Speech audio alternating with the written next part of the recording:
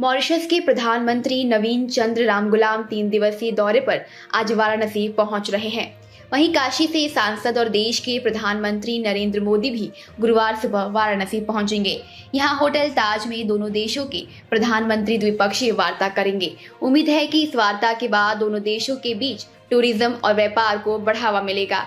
तय कार्यक्रम के अनुसार प्रधानमंत्री नरेंद्र मोदी गुरुवार को सुबह 10:30 बजे वाराणसी पहुंचेंगे और पुलिस लाइन हेलीपैड से बाई रोड होटल ताज के लिए प्रस्थान करेंगे।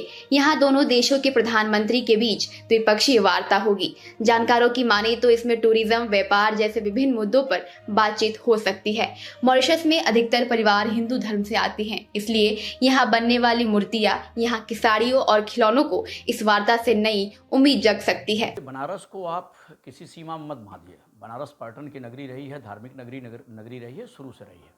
लेकिन प्रधानमंत्री नरेंद्र मोदी के 2014 के बाद से पूरे ग्लोबल स्तर पर बनारस का नाम सबसे ज़्यादा ऊंचा हुआ। इस रूप में हुआ, प्रसिद्ध हुआ कि तमाम देशों के राष्ट्राध्यक्ष किसी शहर में यदि आते हैं तो उस शहर की अपनी गरिमा खुद बढ़ जाती है निश्चित तौर पर।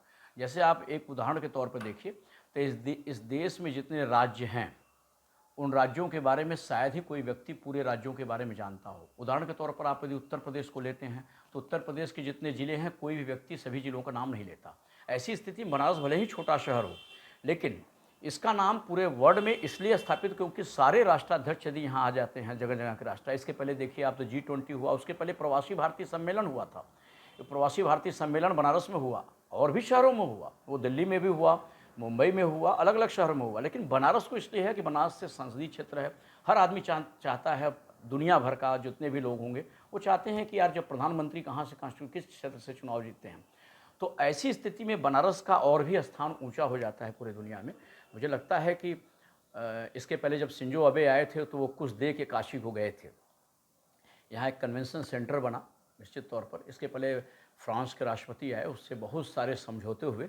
ये राजनयिक समझौते बहुत सारे होते हैं, लेकिन बनारस में आने के पीछे एक बड़ा उद्देश्य यही है कि पर्यटन को बहुत ज़्यादा बढ़ावा मिलेगा और किसी भी देश, किसी भी राज्य, किसी भी शहर के लिए उसकी आर्थिक मजबूती तभी आती है जब उसमें पर्यटन का विस्तार हो। मुझे लगता है कि मॉरिशस के जो प्रधानमंत्री आ रहे हैं, निश्चित तौर पर आने वाले दिनों में भारत और मॉरिशस के बीच में संबंधों में बहुत मजबूत सुधार दिखेगा।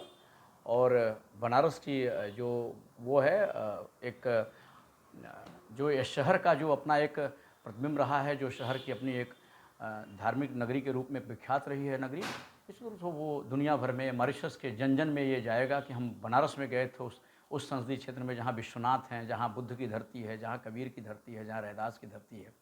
तो दुनिया में इनके मानने वाले फॉलोवर मॉरिशस में भी हैं। तो ऐसी स्थिति में यहाँ से जाने के बाद मॉरिशस में एक नए संदेश के रूप में मॉरिशस में स्थापित होगा। बनारस जो है ना, कई चीज़ों, कई वस्तुओं के रूप में बहुत ही फेमस रहा है, जैसे लकड़ी खिलौने, बनारसी साड़ी, ठीक है। और वन डिस्ट्रिक्ट वन उत्पाद के तहत देखा जाए तो उत्तर प्रदेश सरकार ने बनारस की बहुत सारी चीज़ों को और GI टैग का दर्जा दिया।